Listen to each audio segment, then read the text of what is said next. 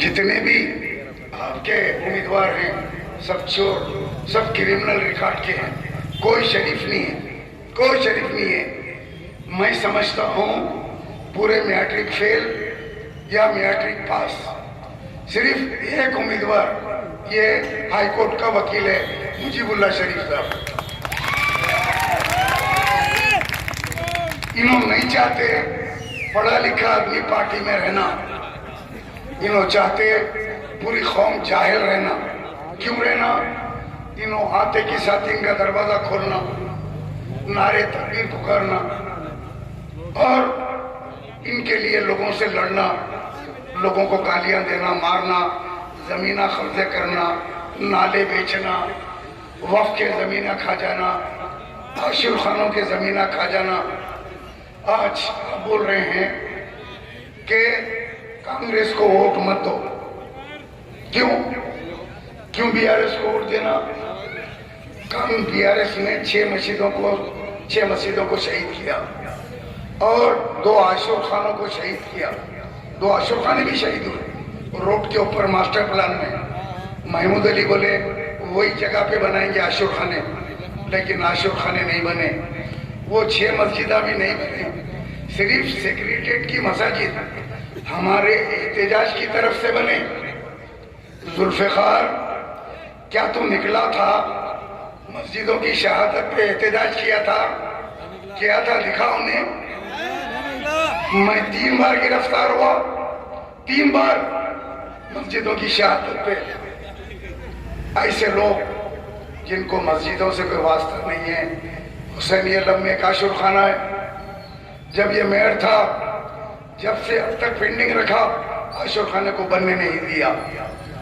پھر بات کرتے ہیں کہ ذاکر فاتح فرات کے ساتھ میرا گزرا، بہت سارے مجالس باقر آغا صاحب کے ساتھ میں بیٹھ کے سنتا تھا۔ یہ سرکاری مجلس 10 محرم کے عاشورے کے دن کی مجلس سب سے بڑی مجلس ان کے والد مرحوم سید آغا صاحب پڑھتے تھے، اس کے بعد مولانا سید باقر آغا صاحب پڑھتے تھے، اور اس وقت اس مجلس میں مجھے بازو بٹھاتے تھے، اور جب علم مبارک کی سواری آتی تو باقر آغا صاحب اس وقت مجلس پڑھ رہے ہوتے، پھر ہم دونوں مل کے گھر آتے۔ ایک زمانہ، ایک طویل وقت میرا باقر آغا صاحب کے ساتھ گزرا، آج ان کی یاد آ گئی۔ بہت اچھے انسان تھے، بڑے بہترین ذاکر تھے۔ ان کی تقریر آج حیدرآباد میں ان کی تقریر کا کوئی مقابلہ نہیں کر سکتا۔ یہ مجلس کو طاقتور بنانے والے، یہ صلاح الدین اویسی صاحب کو سالار بنانے والے 2 آدمی تھے۔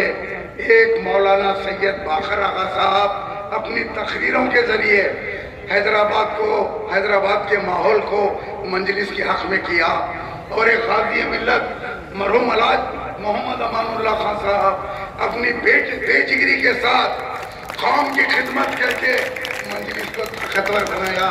یہ 2 آدمی تھے، اس کے بعد مجلس کو استحکام ملا۔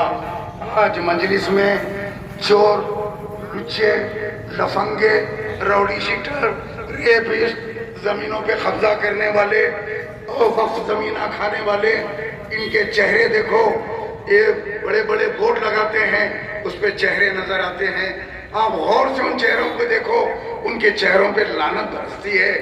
سود خار بھی، سود کھانا بھی ان کے پاس معاف ہے۔ دارالسلام بینک 13% سود پہ چلتا ہے۔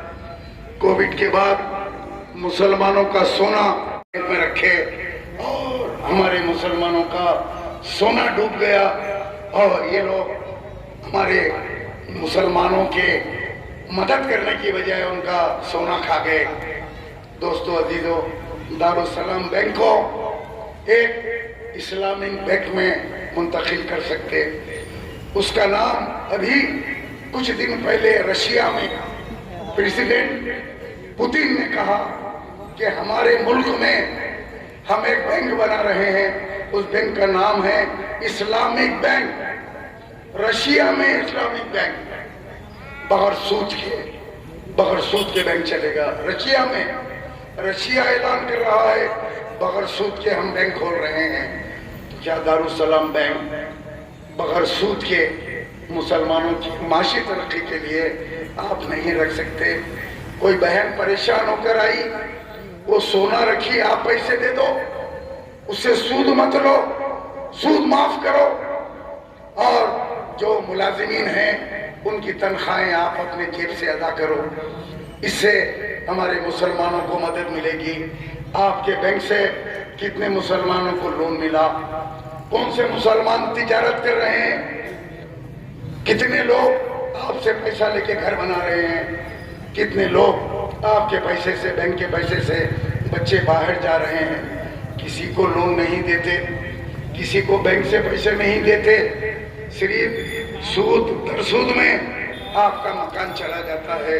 अगर आप अपना मकान रखते हैं तो सूद के बाद सूद, सूद के बाद सूद, उसके बाद आपका मकान दारुस्सलाम बैंक की तख्ती लगती है। This property is mortgage bye Darussalam bank. कई मुकामात हैं जहाँ पे आपकी जायदाद को इन लोगों ने खा लिया, इनका सूद माफ नहीं किया।